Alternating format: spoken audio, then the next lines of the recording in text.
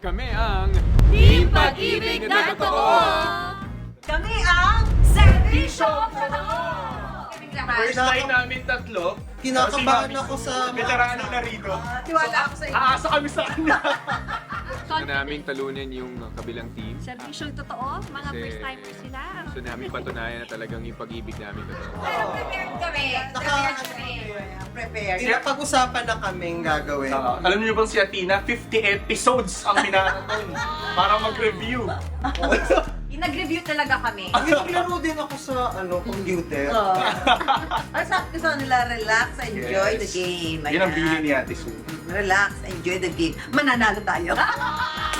May edge kami kasi namumula yung damit namin. It's a sign of good luck. Tapos yung tatlo dun sa kabilang team baguhan.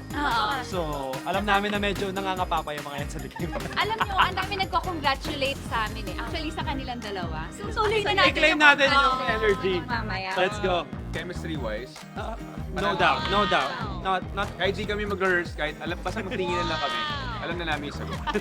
Ikaw lang ba't lalaban pa sila eh? Oo, kasi talaga naman kami na yung mananalo dito. Kaya dahil na kayo. Alam nyo, Si Yayat sa kasi siya na nagpapahingay, kakakasal na lang. Bakit na kayo lumalaban? Dapat nag-honeymoon na kayo. Diyos ko naman. Inuman na lang tayo, treat namin. Kami panalo eh. Pahinga na yung mas may edge kami sa kanila. Alam na kung bakit. Kami mga reporter, lagi kaming masa ang kausap namin. Hoy, nanindigan mo. Panindigan mo yan, ha? Abangan nyo kaming manalo dito sa... Family!